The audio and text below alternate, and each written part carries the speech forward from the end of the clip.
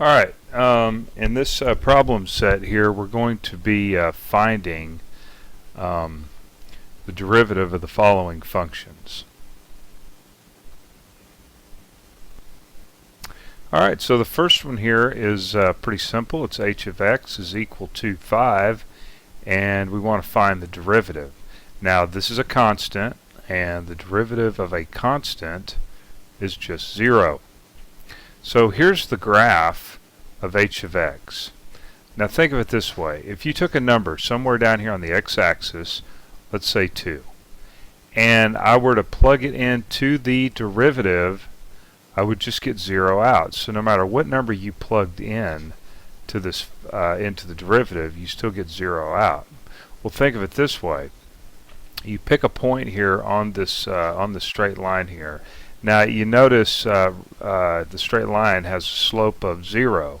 Well, remember what the derivative gives us at that point. It will give us a slope of the tangent line.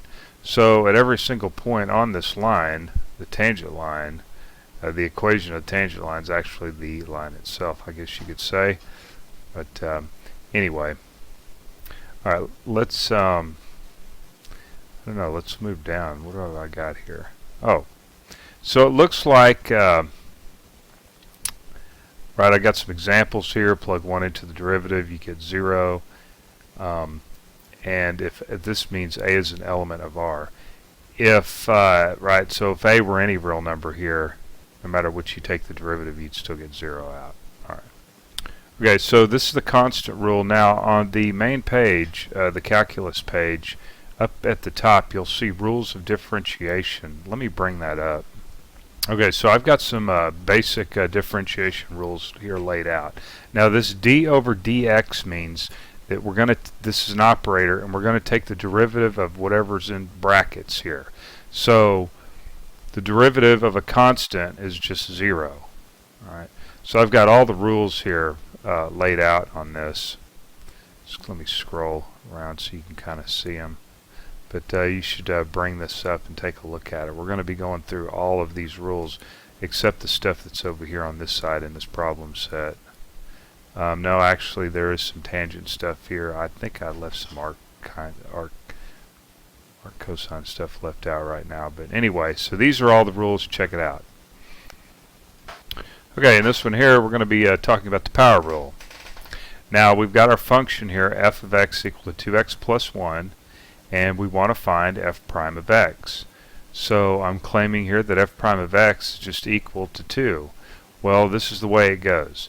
Because x has a power of 1 up here, what you're going to do is take that 1, bring it out front, and 1 times 2 is just 2.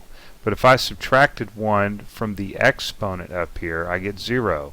And x to the 0 is 1. So any number raised to the 0 is 1. So we're just left with 2. And then the derivative of a constant, remember, is 0.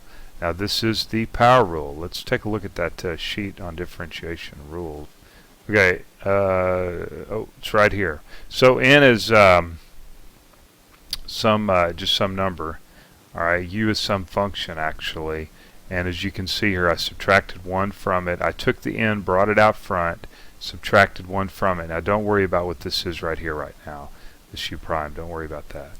But anyway, so this is kind of the general power rule here. Okay, and then what I did here is I just evaluated it at 3, and so f prime of 3, when they ask for like f prime is some number, that means you just plug it into the derivative, right? And well, it turns out it's 2, right? Because there's no x over here.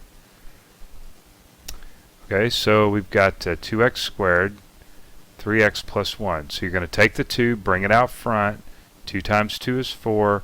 Subtract 1 from the exponent, we're just left with 1, and the derivative of 3x is just 3, and the derivative of constant is 0.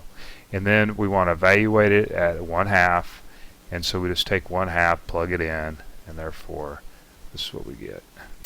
Okay, I'll just quickly go through this one, let you kind of work it out. So here was our function. Take the derivative, take the 3/2, bring it out front, subtract 1. Right, bring the half out front, subtract 1, derivative of that 0.